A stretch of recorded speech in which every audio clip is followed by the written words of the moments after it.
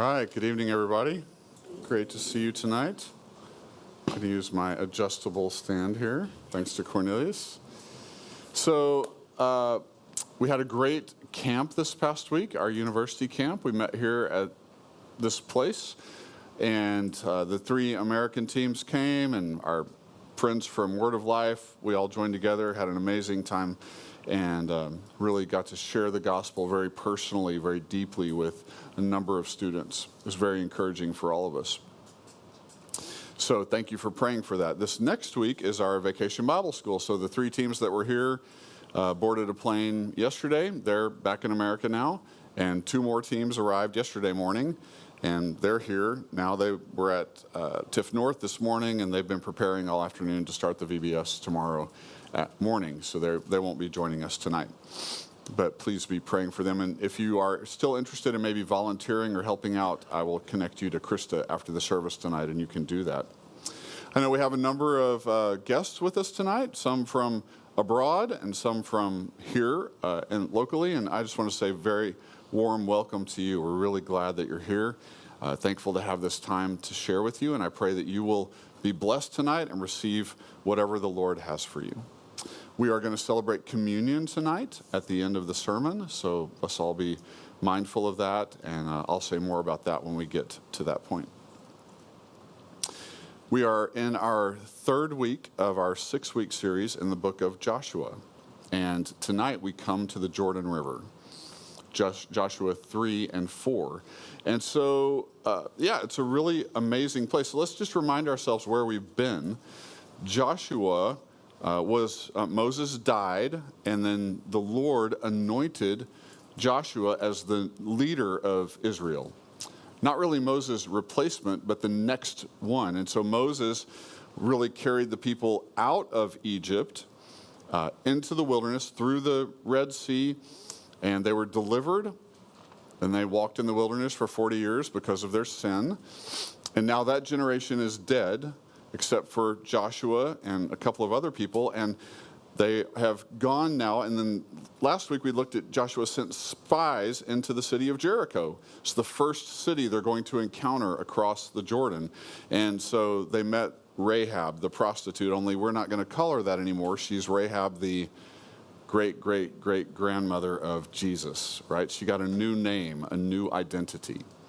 Really amazing. Well, now it's time to go in.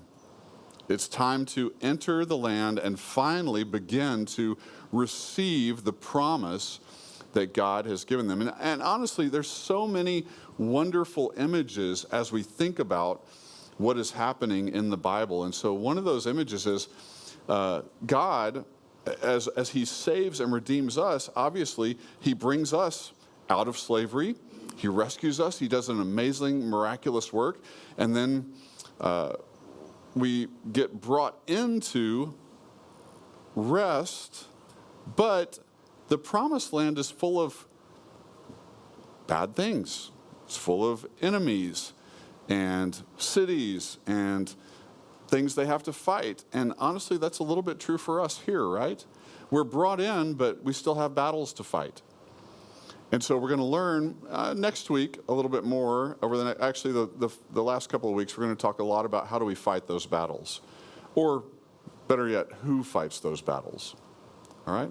So tonight we're at the edge of the Jordan River, and it's pretty amazing. All right. Now let's just think about this for a second. I'm going to read the passage in just a moment. It's a long reading tonight, all of Joshua 3 and a part of Joshua 4. When they get to the Jordan River, it's at flood stage. The Lord has brought them to the river when it's at its most impossible crossing time. If they would have come at a different time of the year, it probably would have been okay. They could have figured it out, maybe built something or been able to find a low point in the river and make their way across. But God, in his sovereignty, brought them at this moment when they can't. None of their expertise, none of their strength, nothing will get them across this river except God himself. Let me ask you a question. Is there a river Jordan in your life? Maybe right now. Have you come to a place where there's something impossible in front of you and you don't know? You have skills, you have a passport, you have expertise, you have wisdom from the past, and it's not doing you any good. You can't figure out how to get across. Is it possible that God has brought you to the River Jordan to teach you something? To reveal in your life maybe some idolatry? Because this is what happens, right? When we get in a place like this, we think, well, I'll figure it out. I'll do something. I'll make a way. And what we're really saying is I. And what God wants us to do is say, you. Only you. He wants our hearts, our minds, our lives turned towards him. So they're at something they can't manage and they can't control. And it's not because God is cruel, friends. When God brings you to that place in your life, he's not punishing you. He's not trying to hurt you. He's actually doing something really wonderful for you. He's giving you himself. He's giving you himself. Let's read the passage and see what happens, okay? Follow along, Joshua beginning chapter 3, verse 1. Joshua started early the next morning and left the acacia grove with all the Israelites. Let's just pause there. How many Israelites were there? Anybody know? Lots. Yeah. The estimates tell us maybe 600,000 upwards to 2 million. We don't know. So that phrase is a little understated, don't you think? They just left, right? I mean, that's a lot of people to be like, okay, we're all going, okay? That'd be like half or two-thirds of the city of Taichung. Hey, we're all going to Taipei today, right? And we're walking. Yeah, that's what happened, right? They all get up and there was no high-speed rail back then, right? We all know that. Okay, they went as far as the Jordan and stayed there before crossing. After 3 days, the officers went through the camp and commanded the people, when you see the ark of the covenant of the Lord your God carried by the Levitical priests, you are to break camp and follow it. But keep a distance of about 1,000 yards between yourselves and the ark. Don't go near it, so that you can see the way to go, for you haven't traveled this way before. There's a lot of meaning in that statement. Joshua told the people, consecrate yourselves, because the Lord will do wonders among you tomorrow. Then he said to the priests, carry the ark of the covenant and go on ahead of the people. So they carried the ark of the covenant and went ahead of them. The Lord spoke to Joshua, today I will begin to exalt you in the sight of all Israel, so they will know that I will be with you just as I was with Moses. Command the priest carrying the ark of the covenant, when you reach the edge of the water, stand in the Jordan. Then Joshua told the Israelites, come closer and listen to the words of the Lord your God. He said, you will know that the living God is among you, and that he will certainly dispossess before you the Canaanites, the Hethites, Hivites, Perizzites, Girgashites, Amorites, and Jebusites, when the ark of the covenant of the Lord of the whole earth goes ahead of you into Jordan. Why is this important? Why did he say all that? It's because, remember, all the gods they had known before and all the gods of this land were tribal gods. They only had power over, it was like the earth gods here in Taiwan. They just had a little bit of power. And he's saying, no, our God, he's not limited by land. He's not limited by time. He's not limited by space. He's the Lord of the whole earth. And that's part of what we see in Joshua over and over again, is God demonstrating, and in Exodus too, God demonstrating his power over nature, which was an evidence that he was not just a tribal God. Okay, he doesn't just make it rain right here. He can do anything, anywhere he wants. Okay? Then Joshua says, now choose 12 men from the tribes of Israel, 1 man for each tribe. When the feet of the priests who carry the ark of the Lord of the whole earth, there it is again, come to rest in the Jordan's water, its waters will be cut off. The water flowing downstream will stand up in a mass. Have you ever seen that? No, you haven't. When the people broke camp to cross the Jordan, the priests carried the Ark of the Covenant ahead of the people. Now the Jordan overflows its banks throughout the harvest season. But as soon as the priests carrying the ark reached the Jordan, their feet touched the water at its edge, and the water flowing downstream stood still. Rising up in a mass that extended as far as Adam, a city next to Zarethan. The water flowing downstream into the Sea of the Arabah, the Dead Sea, was completely cut off. And the people crossed opposite Jericho. The priests carrying the ark of the Lord's covenant stood firmly on dry ground in the middle of the Jordan, while all Israel crossed on dry ground until the entire nation had finished crossing the Jordan. Now let's go to chapter 4. What happened at the beginning of chapter 4 is it's possible the 12 men that Joshua chose in chapter 3 are these 12 men. He sends them back down into the river while the priests are still there, and they collect 12 stones. All right, and they bring them out of the river onto the side of Jericho. The people came up from the Jordan on the 10th day of the first month and camped at Gilgal on the eastern limits of Jericho. Then Joshua set up in Gilgal the 12 stones they had taken from the Jordan. And he said to the Israelites, in the future, when your children ask their fathers, what's the meaning of these stones?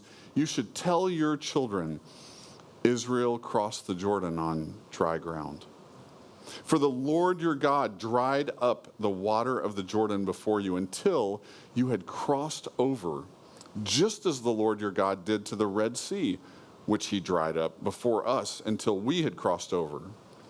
This is so that all the peoples of the earth may know that the Lord's hand is strong, and so that you may always fear the Lord your God.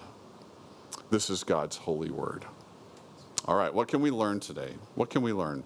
So the priests, they're commanded to pick the ark up, okay? If you know anything about Old Testament history, the ark of the covenant was this gold rectangular box with angelic cherubim on it. It was it was probably the most priceless thing in existence at that time. It was the place, and it wasn't just special because it was gold or because of the craftsmanship.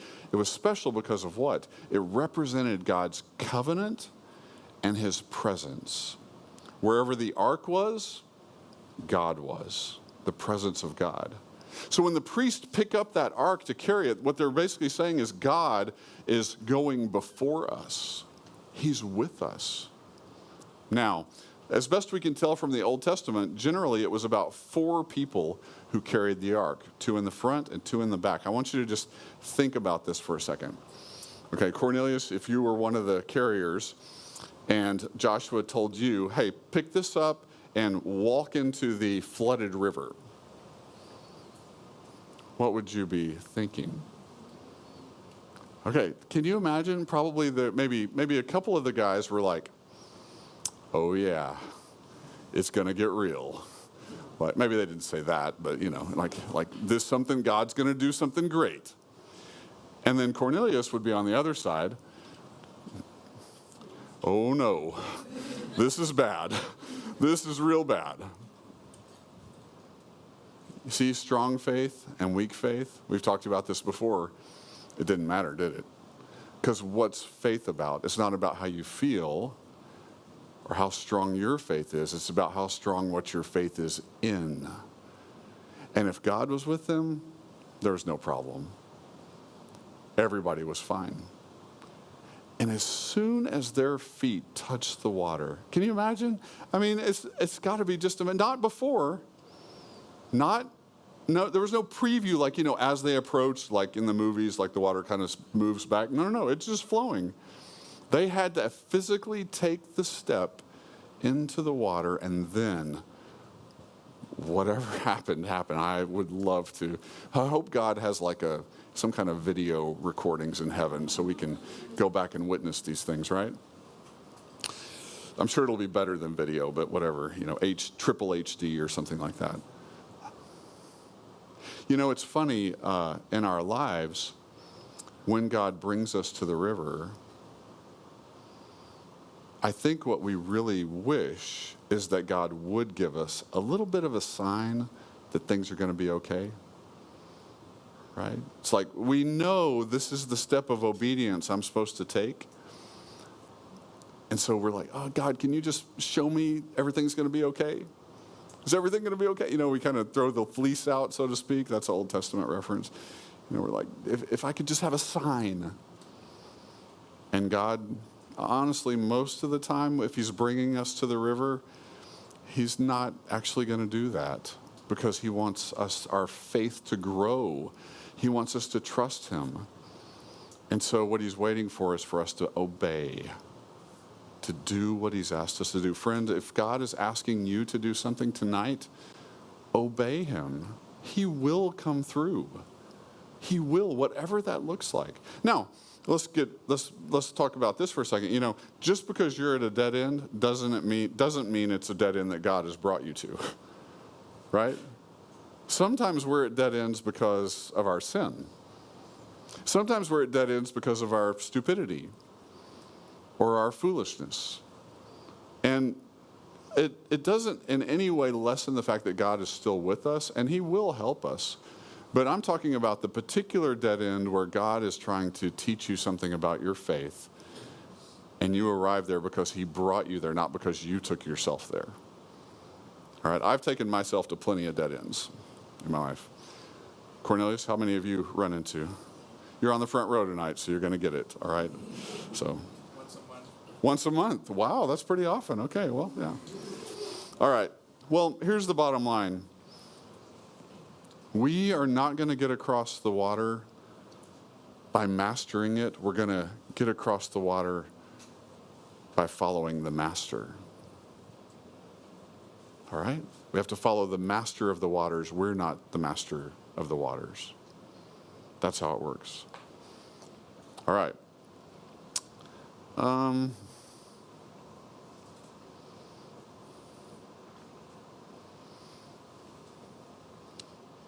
One more thing about this part of the passage. The water here is different than the water of the Red Sea. The water of the Red Sea was coming out, right? They were coming out of Egypt. They were being rescued out of slavery. This water is going in. They're going into the promised land. God is bringing them in. And I think what we can learn from here is something like this. A lot of us are fine with being rescued by faith. We know that. We know that God saves us. He miraculously rescues us out of our sin and calls us by faith into his family. And then we go to work, right? God needs me. I got to get busy and do things for God. Or maybe we think, well, I got to pay him back. Like I got to work hard and make sure I show him how I'm worth it. I was worth saving. Hey, friends, no. That's not what's being taught now here or in the rest of the Bible. It's God at the beginning, it's God in the middle, and it's God at the end. It's grace all the way through, up, down, around. It's always grace. It's not our effort. You don't contribute anything to your salvation. And you don't contribute anything after your salvation into the rest that God is going to give you. It's all from him. It's all from him. We don't get to work on our own abilities and because it would give us credit, right? And well,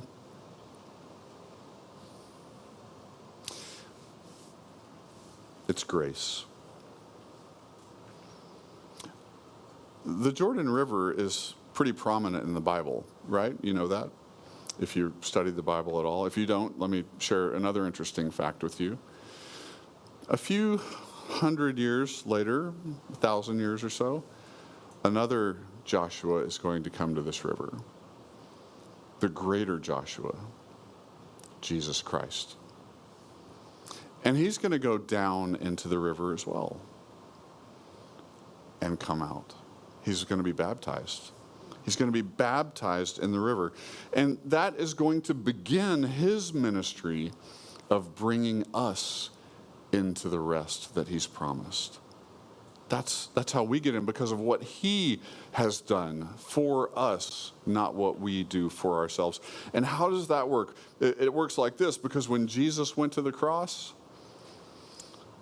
one way to think about it is another flood came. The flood of God's justice. And it poured over Jesus. The Bible says he was crushed for our iniquities. When Jesus went to the cross, he stepped into the flood of God's wrath, and it didn't hold back.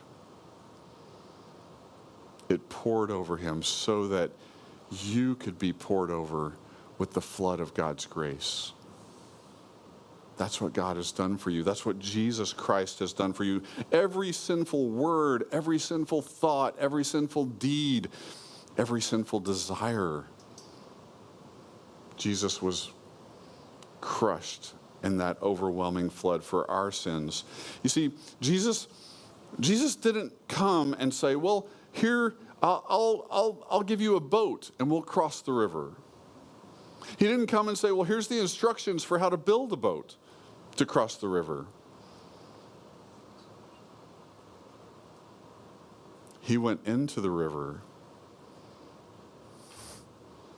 and took it so that he could make a way for us to cross, just like the Israelites crossed, by grace.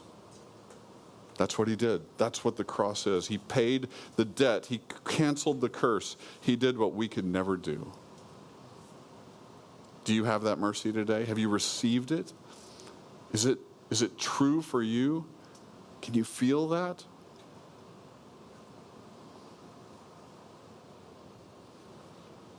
There's one more thing I want us to see tonight. The stones of remembrance. You know, it's really interesting that, we like things to remember things, right? We use things all the time to remember stuff. You know, maybe you have a special ring. I wear a ring to remember I'm married. I don't have to remember I'm married. I know that. But, you know, we wear things to remember certain things, or we hang a string around our wrist, or maybe you even have an object that you use to remember, maybe some special memory in your life. So Joshua pulls these stones out of the river and sets them up, 12 men from each tribe, representing all of the tribes of Israel, and he puts them out. And he says, the reason we're doing this is so that when your children ask, you can tell them, God was faithful. God was faithful. Why is that important? Because we forget. We forget. I'm forgetful. You're forgetful.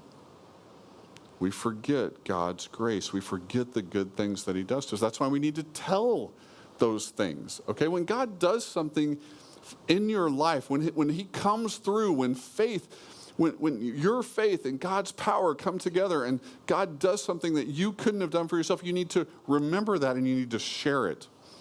Parents, grandparents, share it with your kids.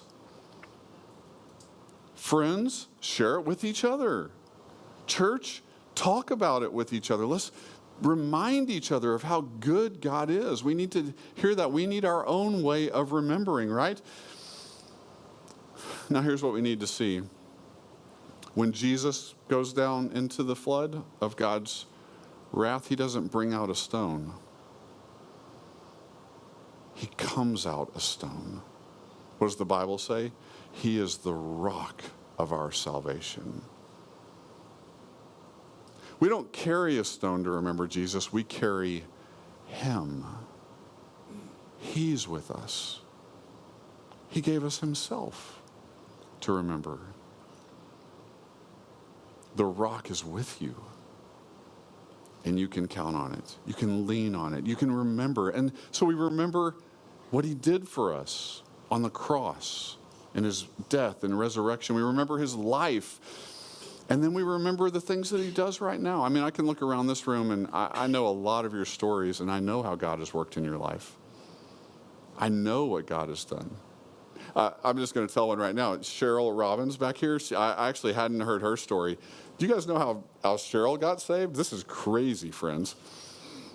Cheryl was not a believer years ago, and a friend wanted to take her to visit a fortune teller.